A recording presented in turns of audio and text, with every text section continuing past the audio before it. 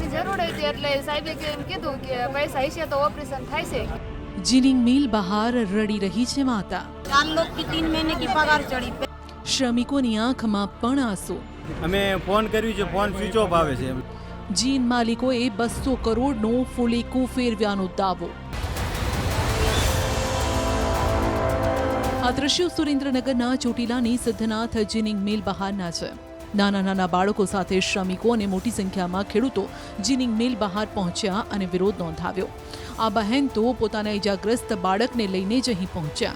તેઓ કહી રહ્યા છે કે જીનિંગ મિલમાં રૂપિયા લેવા આવ્યા હતા, પરંતુ મિલ માલિકો ભાગી ગયા। હવે મારા બાળકનું ઓપરેશન કેમ થશે?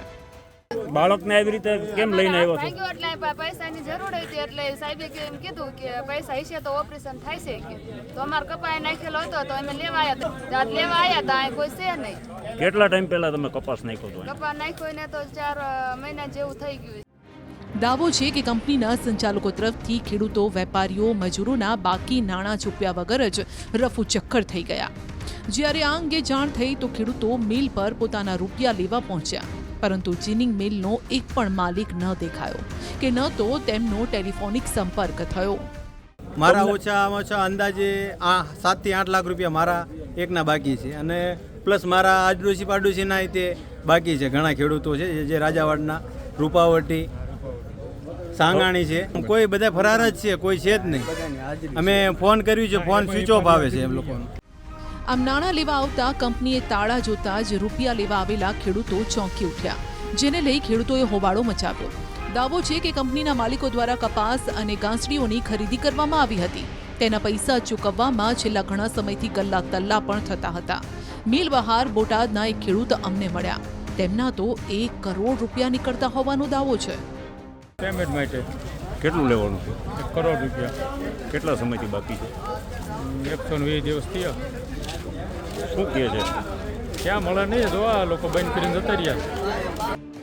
માત્ર ખેડૂતો જ નહીં, આરોપીઓએ જીનિંગ મિલમાં કામ કરતા મજૂરોને પણ છેલ્લા 2-3 માસથી પગાર નથી ચૂકવ્યો। મજૂરોની અંદાજે 57 લાખથી વધુ રકમ બાકી છે, જ્યારે કે ચોટીલા માર્કેટિંગ યાર્ડના વેપારીઓના અંદાજે ₹60 લાખ બાકી છે। આમાં ફુલેકાનો આંકડો અંદાજે 200 કરોડને પાર થાય તો પણ નવાઈ નહીં। અને એવું ઓછામાં ઓછું 200 કરોડથી વધારે એટલું જે ચીટિંગ કરી અને ચોટીલાના ખેડૂત ભાઈઓનું યોગ્ય છે એના પ્રશ્નને હલ કરવા માટે મેં આવ્યા છું। અંદાજે માર્કેટિંગ યાર્ડના 50 થી 60 લાખ રૂપિયા જેવું अंदाज बताड़ो से जे आंकड़ो हमने पूरा मिलो नहीं। पगार नहीं मिला तभी तो बैठे हैं। कितना टाइम से पगार नहीं मिला? 2 महीने हो गए। 4 महीने, किसी के 2 महीने, किसी का 1.5 महीने। हमारे 3 महीने की पगार चढ़ी। 4 लोग की 3 महीने की पगार चढ़ी। पहली छोड़ गए थे 2 महीने अबे हो गए। आम जीनिंग मिलना मालिको, खेडूतो, वेपारीओ, मजूरोने कंगाळ बनावीने रफूचक्कर थई गया, जेथी आ तमाम लोकोने राता पाણીએ રડવાનો વારો આવ્યો। આ તરફ આ કેસમાં પોલીસે કાર્યવાહીની ખાતરી આપી છે, જો કે અંડરગ્રાઉન્ડ આરોપીઓ સુધી હજુ પોલીસ નથી પહોંચી શકી।